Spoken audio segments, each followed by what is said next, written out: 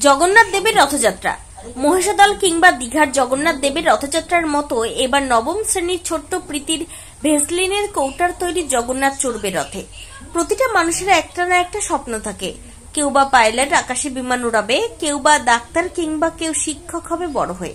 কিন্তু পূর্ব মেদিনীপুরের পাঁশকুড়া রাজশহর গ্রামের নবম শ্রেণীর ছোট্ট প্রীতি সাউয়ের স্বপ্ন বা চিন্তা ভাবনা একটু আলাদা। আমরা যারা আছি বাড়িতে ব্যবহৃত বিভিন্ন জিনিসপত্র, আসবাবপত্র নষ্ট হলে ফেলে দিই কিংবা ফেরিওয়ালার কাছে বিক্রি করে দিই। কিন্তু এই প্রীতি বাড়ির কোনো অব্যবহৃত জিনিসপত্র ফেলে না দিয়ে বরং সেগুলোকে নিয়ে নিজের হাতের কাজে লাগায়। আমরা যেমন ওষুধ খাওয়ার পর ওষুধের খোলা ফেলে দিই, কিংবা খারাপ হওয়া কোনো ল্যাম্প কিংবা বিভিন্ন ধরনের ক্রিম যেমন ভেসলিন কিংবা বোরলিন কৌটো আমরা ফেলে দিই, কিন্তু এই ছোট্ট প্রীতির উপস্থিত বুদ্ধি সেগুলোকে কাজে লাগায়। সেগুলো দিয়ে কাঁচি দিয়ে কাটাকুটি করে কিংবা রং তুলি দিয়ে পড়াশোনার অবসর সময়ে বিভিন্ন ধরনের ডিজাইন তৈরি করে সে। কোথাও কাগজের তৈরি তরোয়াল তৈরি করেছে, কিংবা কাগজ দিয়ে ছোট্ট হারমোনি তৈরি করেছে, আবার ফেলে দেওয়া ল্যাম্প দিয়ে তৈরি করেছে ব্যাঙের ছাতা, ফেলে দেওয়া কাচের বোতলে রং তুলি দিয়ে ডিজাইন করে ছোট্ট ফুলদানি তৈরি করেছে সে। আর তাতেই যেন সে পারদর্শী হয়ে উঠেছে। কিন্তু সবথেকে অবাক করা বিষয়, তার বাড়িতে সমস্ত দেবদেবীর ছবি থাকলেও নেই জগন্নাথ, বলরাম, সুভদ্রা দেবীর মূর্তি।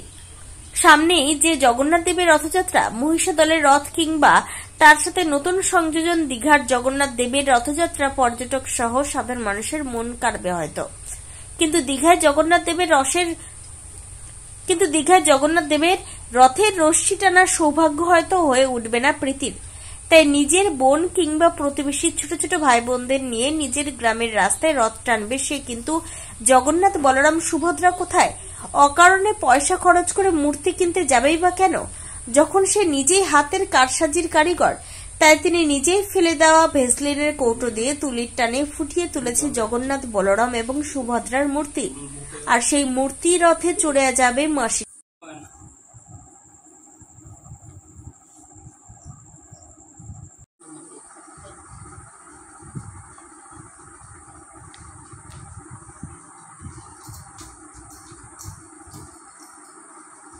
ডিব্বা দিয়ে, কাগজ দিয়ে আর আঠা দিয়ে ওগুলো